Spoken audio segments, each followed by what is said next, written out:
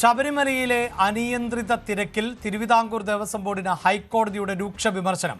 ശബരിമലയിൽ ഏകോപനം ഇല്ലെന്ന് നിരീക്ഷിച്ച കോടതി ശാസ്ത്രീയമായ രീതിയിൽ കാര്യങ്ങൾ ക്രമീകരിക്കണം എന്നും നിർദ്ദേശിച്ചു. ആജ്ഞ രവീന്ദ്രൻ ചേരുന്നുണ്ട്. ആജ്ഞ രവീന്ദ്രൻ, നമ്മുടെ സംവിധാനങ്ങൾ ക്രൗഡ് മാനേജ്മെന്റിൽ എത്രത്തോളം പിന്നിലാണ് എന്ന് വ്യക്തമാക്കുന്ന ഒന്ന് തന്നെയായിരുന്നു കഴിഞ്ഞ ദിവസം ശബരിമലയിൽ കണ്ടത്. ശബരിമലയിലേക്ക് ഭക്തർ എത്തും എന്നത് പുതുമയുള്ള ഒരു കാര്യമല്ല. അവരിൽ പലരും ന്യൂസ് 18നോട് തന്നെ വലിയ പരാതിയാണ് പറഞ്ഞത്. അവർക്ക് കുടിവെള്ളം പോലും ലഭിക്കുന്നില്ല എന്നുള്ളതാണ്. ഇത്രയധികം തീർത്ഥാടകർ എത്തുന്ന ശബരിമല, ഇപ്പോഴാകട്ടെ വിവാദങ്ങളിൽ നിറഞ്ഞു നിൽക്കുന്ന ശബരിമല, അവിടെ ഇപ്പോഴും കാര്യങ്ങൾ വ്യക്തമായി നടക്കുന്നില്ല, വേണ്ടത്ര ഏകോപനമില്ല എന്ന് തന്നെ ആവർത്തിക്കുകയാണോ കോടതി?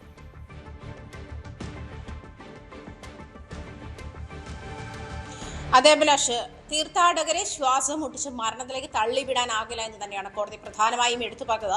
6 മാസം മുൻപെങ്കിലും ഇതുമായുള്ള ബന്ധപ്പെട്ടുള്ള ക്രമീകരണങ്ങൾ തുടങ്ങാമായിരുന്നു എന്നും കോടതി സൂചിപ്പിക്കേണ്ടത്. പ്രത്യേകിച്ച് ശബരിമലയിൽ കഴിഞ്ഞ ദിവസം, അതായത് വൃശ്ചികം 1-ാം തീയതി മുതൽ ഈ മണ്ഡലകാലം ആരംഭിക്കുകയാണ്. മണ്ഡലകാലം ആരംഭിക്കുന്ന സാഹചര്യത്തിൽ അതിനുവേണ്ടിയുള്ള സജ്ജീകരണങ്ങൾ ശബരിമലയിൽ ഉണ്ടാകേണ്ടതായിരുന്നു. ഒരു ക്യൂവിൽ എത്ര ഭക്തന്മാർക്ക് നിൽക്കാം, അല്ലെങ്കിൽ ഒരു സ്ഥലത്ത് എത്ര ആളുകൾക്ക് നിൽക്കാം എന്നുള്ള കാര്യത്തിൽ ക്രമീകരണം വേണം. അക്കാര്യത്തിൽ വ്യക്തത ഉണ്ടായിരുന്നില്ല. അതല്ലെങ്കിൽ ഈ ക്രമീകരണങ്ങളിലൊക്കെ വലിയ പരാജയമാണ് തിരുവിതാംകൂർ ദേവസ്വം ബോർഡിന്റെ ഭാഗത്തു നിന്ന് ഉണ്ടായിരിക്കുന്നതെന്നാണ് ഹൈക്കോടതി ചൂണ്ടിക്കാട്ടിയത്. പ്രത്യേകിച്ചും അഭിലാഷ് സൂചിപ്പിച്ചതുപോലെ തന്നെ ഈ കാലഘട്ടത്തിൽ അവിടേക്ക് ഭക്തന്മാരുടെ വലിയ തിരക്കുണ്ടാകുമെന്നുള്ള കാര്യം പുതുമയുള്ള കാര്യമല്ല.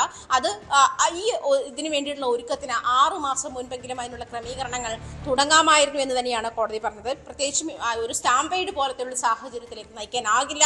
അതുകൊണ്ട് അടിയന്തരമായി അത്തരം ക്രമീകരണങ്ങൾ വേണം. അത് ഓരോ സ്ഥലത്തും എങ്ങനെ ക്യൂ നിയന്ത്രിക്കാം എന്നുള്ള കാര്യത്തിൽ വ്യക്തത വേണം. സാധാരണ ഉത്സവം പോലെ നടത്തുന്ന ഒന്നല്ല ശബരിമലയിലെ മണ്ഡലകാല പൂജ.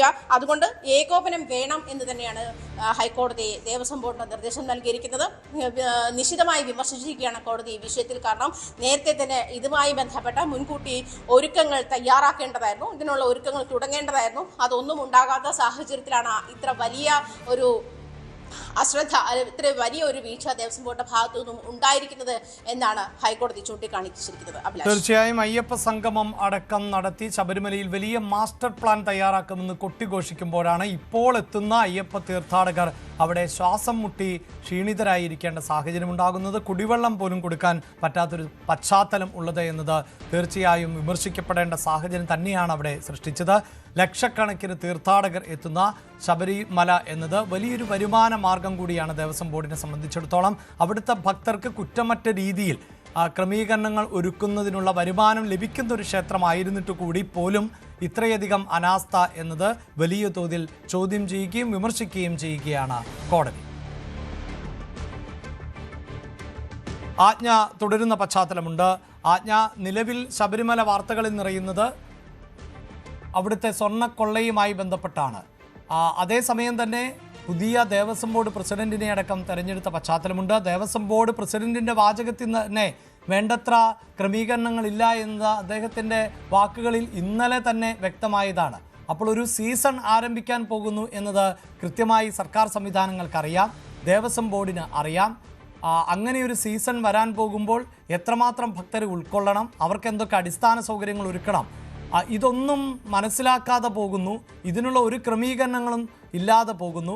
അവിടെ സ്വയം സേവകരായി എത്തിയിരുന്ന ആളുകളെയൊക്കെ ഓടിക്കുന്നതിൽ മാത്രമാണ് ദേവസ്വം ബോർഡിന് ധാരണയുള്ളൂ. അതിന് പകരം ഒരു സംവിധാനം ഒരുക്കുന്നതിന് ദേവസ്വം ബോർഡിന് കഴിയുന്നില്ല എന്നുകൂടിയല്ലേ കോടതിയുടെ നിരീക്ഷണത്തിലൂടെ വ്യക്തമാകുന്നത്? തീർച്ചയായിട്ടും അഭിലാഷ്, കാരണം നേരത്തെ തന്നെ സൂചിപ്പിച്ചതുപോലെ ഈ മണ്ഡലകാലവുമായി ബന്ധപ്പെട്ട് വലിയ സംവിധാനങ്ങൾ ശബരിമല പോലെ ഒരു ഇടത്ത് ഉണ്ടാകേണ്ടതാണ്. അതിനുള്ള ക്രമീകരണങ്ങൾ സജ്ജീകരിക്കാൻ ദേവസ്വം ബോർഡ് പിന്നോക്കമായിരുന്നു. അത് അഭിലാഷ് സൂചിപ്പിച്ചതുപോലെ ഈ ആളുകളെ മാനേജ് ചെയ്യുന്നതിൽ, ക്രൗഡ് മാനേജ്മെന്റിൽ നമ്മുടെ സംവിധാനങ്ങൾ എത്ര പിന്നിലാണ് എന്ന് സൂചിപ്പിക്കുന്നതിനുള്ള ഉത്തമ ഉദാഹരണമാണ് എന്ന് തന്നെയാണ് കോടതിയുടെ ഭാഗത്ത് ഭാഗത്തു നിന്നുണ്ടായ നിർദ്ദേശത്തിൽ നിന്നും അല്ലെങ്കിൽ വിമർശനത്തിൽ നിന്നും മനസ്സിലാക്കാൻ കഴിയുന്നത് അങ്ങനെയാണ്. എന്തായാലും കോടതിയുടെ ഭാഗത്തു നിന്നും വലിയ വിമർശനമാണ് ദേവസ്വം ബോർഡിന് ഉണ്ടായിക്കൊണ്ടിരിക്കുന്നത്. പ്രത്യേകിച്ച് സ്വർണ്ണക്കൊള്ളയുമായി ബന്ധപ്പെട്ടുള്ള വിവാദങ്ങൾ നിലനിൽക്കുന്ന ഒരു സാഹചര്യത്തിൽ 9 ഉദ്യോഗസ്ഥർ പ്രതിക്കൂട്ടിലായിരിക്കുന്ന ഒരു സാഹചര്യത്തിലും ഇത് വന്നിട്ടുള്ള പാളിച്ച എന്താണ് എന്നുള്ള കാര്യത്തിൽ പരിശോധന ഉണ്ടാകേണ്ടി വരും. ഈ പ്രത്യേകിച്ചും ശബരിമലയിലെ ഇത്തരം സംവിധാനങ്ങൾ അല്ലെങ്കിൽ ഭക്തർക്ക് വേണ്ടുന്ന സംവിധാനങ്ങൾ, അടിസ്ഥാന സൗകര്യങ്ങൾ ഒരുക്കുന്ന സാഹചര്യത്തിൽ എവിടെയാണ് വീഴ്ച പറ്റിയത് എന്നുള്ള കാര്യത്തിൽ പരിശോധന ഉണ്ടാകേണ്ടി വരും. ആ പരിശോധനയുടെ ഭാഗമായി തന്നെ ഈ ക്രൗഡ് മാനേജ്മെന്റും വരേണ്ടതാണ്. ആളുകളെ ഈ പറഞ്ഞതുപോലെ വെർച്വൽ ക്യൂ എന്നുള്ള സംവിധാനം ഉണ്ടായിരുന്നു. അതല്ലെങ്കിൽ ആളുകളെ ഒരേ സമയം കടത്തിവിടുന്ന ആളുകളുടെ എണ്ണത്തിൽ ഒരു കൃത്യതയുണ്ടായിരുന്നു. ഇതൊന്നുമില്ലാതെ നാനാവഴി കൂടി ഭക്തർ കടന്നു വരുന്ന ഒരു അവസ്ഥ ശബരിമലയിൽ എങ്ങനെ സംജാതമായി എന്നുള്ള കാര്യം ചോദ്യം ചെയ്യപ്പെടേണ്ടതാണ്. അങ്ങനെ ഒരു സാഹചര്യത്തിലാണ് ശബരിമല വിഷയത്തിൽ അടിയന്തരമായി ദേവസ്വം ബെഞ്ച് ഇടപെട്ട ഒരു സാഹചര്യം ഉണ്ടായത്. അങ്ങനെയാണ് കഴിഞ്ഞ ദിവസം അഭിലാഷ് സൂചിപ്പിച്ചതുപോലെ ദേവസ്വം പ്രസിഡന്റ് വാചകങ്ങളിൽ നിന്ന് തന്നെ അതിന് വേണ്ടുന്ന സജ്ജീകരണങ്ങൾ അല്ലെങ്കിൽ അതിന് വേണ്ട തയ്യാറെടുപ്പുകൾ നടത്തിയിരുന്നില്ല, അത് പാളിപ്പോയിരുന്നു എന്നുള്ള കാര്യത്തിൽ വ്യക്തത വരുന്നുണ്ട്. അങ്ങനെ ഒരു സാഹചര്യത്തിൽ വലിയ വിമർശനമാണ് കോടതിയുടെ ഭാഗത്തുനിന്നും ഉണ്ടായിട്ടുള്ളത്. അതായത് പ്രധാനമായും കോടതി എടുത്തു പറഞ്ഞത് ഭക്തന്മാരെ മരണത്തിലേക്ക് തള്ളിവിടുന്ന സാഹചര്യം ഉണ്ടാകാൻ പാടില്ല ശബരിമലയിൽ. അത് സംജാതമാക്കാനുള്ള സാഹചര്യങ്ങൾ ഉണ്ടാകാൻ പാടില്ല. അതുകൊണ്ട് തന്നെ അതിന് വേണ്ടത്ര ശ്രദ്ധ കൊടുക്കണം. അടിയന്തരമായി ഇതിനു വേണ്ട പരിഹാരം കാണണം. 6 മാസം മുൻപെങ്കിലും ഇത്തരം സംവിധാനങ്ങൾക്ക് ഒരുക്കേണ്ടതായിരുന്നു എന്നും കോടതി വിമർശിച്ചിരിക്കുന്ന സാഹചര്യമുണ്ട്. കോടതി വിഷയത്തിൽ അടിയന്തരമായി ഇടപെട്ടത് കൊണ്ട് തന്നെ അടിയന്തര നീക്കങ്ങൾ ദേവസ്വം ബോർഡിന്റെ ഭാഗത്തുനിന്നും ഉണ്ടാകും എന്നാണ് പ്രതീക്ഷിക്കുന്നത്. അഭിലാഷ്. ദേവസ്വം ബോർഡ് വീണ്ടും വിമർശനം നേരിടുന്ന പശ്ചാത്തലമാണുള്ളത്. കഴിഞ്ഞ ദിവസം വലിയ തോതിൽ ഭക്തർ ശബരിമലയിലേക്ക് എത്തുകയും സ്ഥിതി നിയന്ത്രണ വിധേയമാകുമോ എന്ന സംശയം കൂടി ഉടലെടുക്കുകയും ചെയ്തു. പിന്നീട് സംവിധാനങ്ങൾ ഉണർന്നു പ്രവർത്തിക്കുകയാണ്. ദ്രുതകർമ്മസേനയെ അടക്കം അവിടേക്ക് എത്തിക്കുന്ന സാഹചര്യം ഉണ്ടാകുന്നു. പക്ഷേ എന്തുകൊണ്ട് ഇതൊന്നും മുൻകൂട്ടി കാണാൻ നമ്മുടെ സംവിധാനങ്ങൾക്ക് സാധിക്കാതെ പോകുന്നു? നേരത്തെ തന്നെ അയ്യപ്പന്മാരുടെ വരവ് നിയന്ത്രിക്കാൻ പറ്റാതെ പോകുന്നു. അയ്യപ്പന്മാർ അധികമായി എത്തുമ്പോൾ അവർക്ക് കുടിവെള്ളമെങ്കിലും നൽകാനുള്ള ഒരു സംവിധാനം ഒരുക്കാൻ ദേവസ്വം ബോർഡിന് കഴിയാതെ പോകുന്നുവെങ്കിൽ അത് വലിയ തോതിൽ വിമർശനം വിളിച്ചു വരുത്തുന്ന ഒന്ന് തന്നെയാണ്. ശബരിമല സന്നിധാനത്തെ തിരക്ക് ഇപ്പോൾ നിയന്ത്രണ വിധേയമാണ്. ഭക്തരെ നിയന്ത്രിച്ച് ദർശനം ഉറപ്പാക്കുകയാണ്.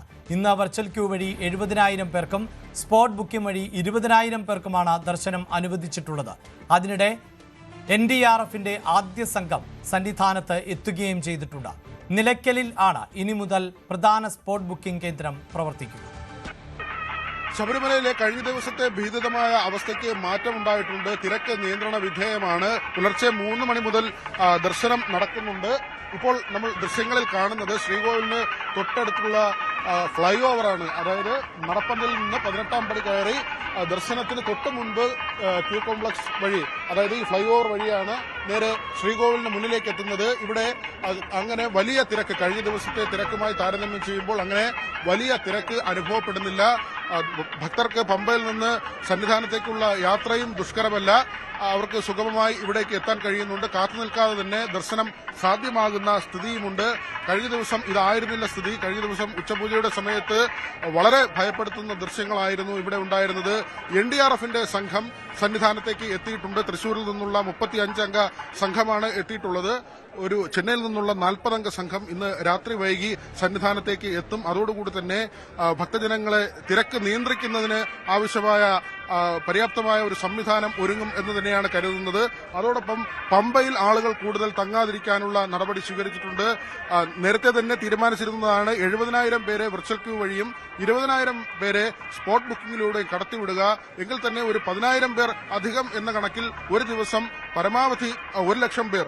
ആ ഒരു തീരുമാനം പക്ഷേ കർശനമായി നടപ്പാക്കിയിരുന്നില്ല.